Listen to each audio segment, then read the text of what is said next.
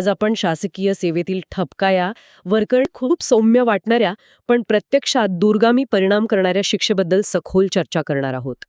आणि या विश्लेषणासाठी आपण विभागीय चौकशीचे अभ्यासक आणि लेखक श्री विष्णुकांत बोरसे यांच्या अभ्यास साहित्याचा आधार घेतला आहे. हो, त्यांचं या विषयावरचं काम अतिशय तपशीलवार आहे आणि त्यामुळेच आपल्याला यातील कायदेशीर आणि प्रशासकीय खाचाखोचा समजून घेता येतील. बरोबर. कारण हा विषय केवळ नियमांचा नाहीये की नाही, तर त्या नियमांमुळे कर्मचाऱ्याच्या आयुष्यावर काय परिणाम होतो याचा आहे. अगदी. तर आज आपलं उद्दिष्ट स्पष्ट आहे. ठपका म्हणजे नेमकं काय? तो साध्या ताकीदपेक्षा वेगळा आणि जास्त धोकादायक का आहे? आणि सर्वात महत्त्वाचं म्हणजे हा सायलेंट करिअर किलर एखाद्या कर्मचाऱ्याची प्रगती कशी थांबवू शकतो हे आपल्याला उलगडून पाहायचं आहे. चला तर मग मुळापासून सुरुवात करूया. स्रोतानुसार महाराष्ट्र नागरी सेवा नियम 5 अंतर्गत ठपका या शिक्षेचं वर्गीकरण किरकोळ शिक्षा या गटात केलं आहे. पण इथेच मला पहिला प्रश्न पडतो. किरकोळ? हो, किरकोळ हा शब्दच फसवा वाटतोय. तुम्ही अगदी योग्य ठिकाणी बोट ठेवलाय. हा किरकोळ शब्दच 90% गैरसमजांचं मूळ आहे.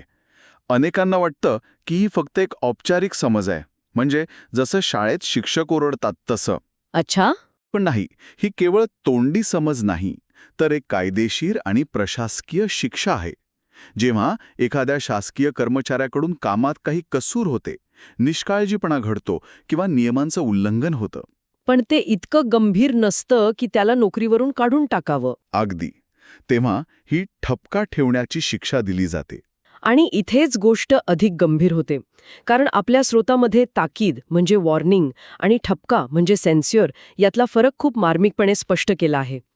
ताकीद ही कर्मचाऱ्याला सुधारण्याची एक संधी असते. हो, आणि तिची नोंद सेवा पुस्तकात करणं बंधनकारक नसतं.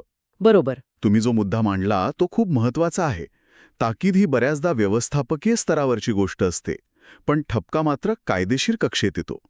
काही महाराष्ट्र नागरी सेवा नियमानुसार दिलेली एक अधिकृत शिक्षा आहे आणि म्हणूनच त्याची नोंद होते. हो, तिची नोंद कर्मचाऱ्याच्या मूळ सेवा पुस्तकात म्हणजे सर्व्हिस बुकमध्ये करणं प्रशासनासाठी बंधनकारक आहे. ठीक आहे. तर आता हा कायमस्वरूपी डाग लागला आहे. आता तो प्रत्यक्ष नुकसान कसं करतो? मला वाटतं याचा सर्वात पहिला आणि मोठा फटका पदोन्नतीवर बसत असणार. बरोबर. आणि तो परिणाम कसा होतो हे समजून घेणं महत्वाचं आहे. शासकीय सेवेत पदोन्नतीसाठी एक समिती असते. विभागीय पदोन्नती समिती, DPC, बरोबर? अगदी. Departmental promotion committee. ही समिती पात्र कर्मचाऱ्यांच्या नावांवर विचार करते. आणि विचार करताना ते प्रत्येक कर्मचाऱ्याचे रेकॉर्ड तपासतात. हो, सेवा पुस्तक आणि गोपनीय अहवाल म्हणजे कॉन्फिडेन्शियल रिपोर्ट. म्हणजे अक्षरशः तुमच्या करिअरचा एक्सरे काढला जातो. बरोबर. आणि त्या एक्सरेमध्ये जर ठपका नावाचा फ्रॅक्चर दिसला तर समिती सावध होते. अच्छा. जरी तो कर्मचारी इतर सर्व बाबतीत पात्र असला तरी या एका नोंदीमुळे त्याची गुणवत्ता आणि पात्रता काही प्रमाणात कमी लेखली जाते. ही एक प्रकारे करिअरमधली अदृश्य काच आहे. म्हणजे तुम्ही पात्र आहात, सगळं बरोबर करत आहात, पण हा एक भूतकाळातला डाग तुम्हाला पुढे जाऊच देत नाही. It's like a permanent red flag on your file. विशेषतः जिथे पदोन्नती पूर्णपणे गुणवत्तेच्या आधारावर असते, म्हणजे सिलेक्शन ऑन मेरिट, तिथे तर हा ठपका एखाद्याला शर्यतीतून बाहेर फेकू शकतो. नक्कीच. कल्पना करा, 2 अधिकारी आहेत. दोघेही तितकेच हुशार, तितकेच पात्र. हां. एकाचा रेकॉर्ड स्वच्छ आहे, दुसऱ्याच्या फाईलमध्ये एक ठपका आहे. DPC समोर जेव्हा या 2 फाईल्स येतात तेव्हा मानवी स्वभावानुसार ते काय निवडतील? साहजिक आहे, स्वच्छ रेकॉर्डवाला. It becomes a tie breaker and the person with the century always loses that tie. आणि यातलाच एक अत्यंत गुंतागुंतीचा आणि नाट्यमय प्रकार म्हणजे मोहोरबंद पाकिट. थांबा, मोहरबंद पाकिट, सील्ड कव्हर. हे प्रकरण नेमकं काय आहे? हे खूपच रंजक आहे. समजा एका कर्मचाऱ्यावर शिस्तभंगाची कारवाई सुरू आहे. निकाल लागलेला नाहीये. हो, निकाल लागलेला नाही आणि त्याच वेळी त्याच्या पदोन्नतीचा विचार DPC करत आहे. आता DPC कारवाईच्या निकालाची वाट बघत थांबू शकत नाही. बरोबर. प्रशासकीय कामं थांबत नाहीत. मग ते काय करतात? ते त्या कर्मचाऱ्याच्या पदोन्नतीबद्दलचा निर्णय घेतात, पण तो जाहीर करत नाहीत. मग तो निर्णय एका पाकिटात बंद करून त्याला मोहोरबंद म्हणजे सील करतात. मग त्या कर्मचाऱ्याचं काय होतं? तो एका विचित्र स्थितीत अडकून पडतो. त्याला माहिती नाहीये की त्याला पदोन्नती मिळालीये की नाही. अगदी. त्याच्यावर एक प्रचंड मानसिक दडपण असतं. जेव्हा शिस्तभंगाच्या कारवाईचा अंतिम निकाल लागतो तेव्हाच ते पाकीट उघडलं जातं. अच्छा. जर तो कर्मचारी निर्दोष सुटला तर त्याला त्याच्या बॅचमेटसोबत ज्या तारखेपासून ते पात्र होते त्या तारखेपासून पदोन्नती दिली जाते. पण जर निकाल ठपका लागला तर इथे घरी गोम आहे. जर कारवाईचा निकाल ठपका या शिक्षेमध्ये झाला आणि पाकिटातील निकालानुसार तो कर्मचारी पदोन्नतीसाठी पात्र ठरला तर त्याला पदोन्नती मिळते, पण एका मोठ्या अटीवर. काय अट? त्याची निवड सूचीतील जागा बदलली जाते. त्याचं स्थान निवड सूचीतील त्याच्या खालच्या 5 कर्मचाऱ्यांच्या खाली किंवा निवड सूचीतील शेवटचं स्थान यापैकी जे कमी असेल तिथे आणलं जातं. तात्काळ परिणाम 0, पण दूरगामी आर्थिक नुकसान मात्र निश्चित. आणि पैशांव्यतिरिक्त प्रतिष्ठेचं काय? कारण सरकारी नोकरीत पद आणि प्रतिष्ठेला खूप महत्त्व असतं. या ठपक्यामुळे त्यावर काही परिणाम होतो का? नक्कीच होतो. सेवेतील क्लीन रेकॉर्ड ही एक प्रकारची व्यावसायिक ओळख असते की नाही? हो. ती खराब झाल्यामुळे कर्मचाऱ्याला इतर अनेक संधींना मुकावे लागू शकते. उदाहरणार्थ काही महत्त्वाच्या समित्यांवर नियुक्ती करायची असेल किंवा परदेशात प्रशिक्षणासाठी पाठवायचं असेल किंवा एखादं विशेष जबाबदारीचं पद द्यायचं असेल तर प्रशासन नेहमी स्वच्छ सेवा अभिलेख असलेल्या कर्मचाऱ्यांनाच प्राधान्य देतं.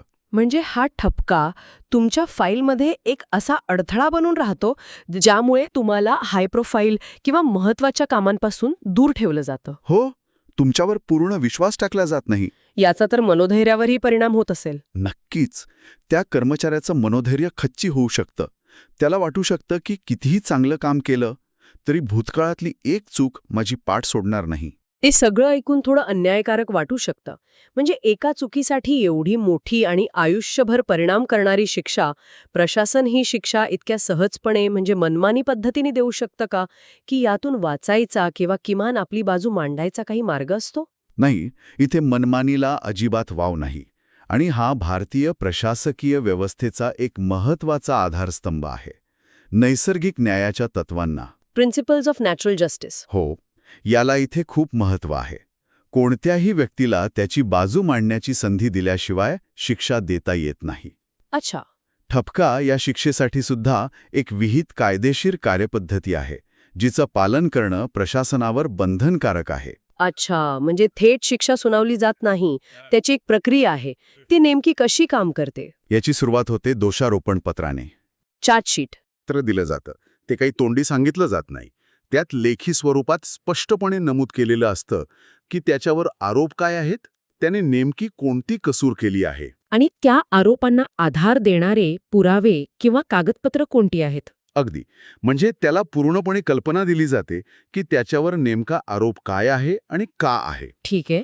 त्यानंतर त्या कर्मचाऱ्याला त्या आरोपांवर आपलं म्हणणं मांडण्यासाठी लेखी खुलासा सादर करण्याची पुरेशी संधी दिली जाते. तो स्वतःचा बचाव करू शकतो? हो, तो आपला बचाव करू शकतो, साक्षी पुरावे सादर करू शकतो, स्वतःवरील आरोप खोडून काढण्याचा प्रयत्न करू शकतो आणि प्रशासनाला हा खुलासा गांभीर्याने विचारात घ्यावाच लागतो. आणि त्यानंतर अंतिम निर्णय घेतला जातो. बरोबर. कर्मचाऱ्याने सादर केलेला लेखी खुलासा, प्रकरणातील इतर सर्व कागदपत्र आणि वस्तुस्थिती या सगळ्याचा सांगोपांग विचार करून जो कोणी सक्षम प्राधिकारी असेल, कॉम्पिटंट ऑथॉरिटी, हो, तो आपला अंतिम निर्णय घेतो. जर त्या अधिकाऱ्याला वाटलं की कर्मचारी दोषी आहे तरच त्याला ठपका ठेवण्याची शिक्षा लेखी आदेशाद्वारे ठोठावली जाते. म्हणजे ही संपूर्ण प्रक्रिया पार पाडल्याशिवाय ही शिक्षा देताच येत नाही? अजिबात नाही. म्हणजे ही प्रक्रिया कर्मचाऱ्याला स्वतःचं संरक्षण करण्याची पूर्ण संधी देते, पण एकदा का ही प्रक्रिया पूर्ण झाली आणि शिक्षा निश्चित झाली की मग त्याचे परिणाम अटळ असतात. थोडक्यात सांगायचं तर ठपका ही जरी किरकोळ शिक्षा असली तरी ती कर्मचाऱ्याच्या चारित्र्यावर आणि कार्यक्षमतेवर उमटलेला एक अधिकृत डाग असतो.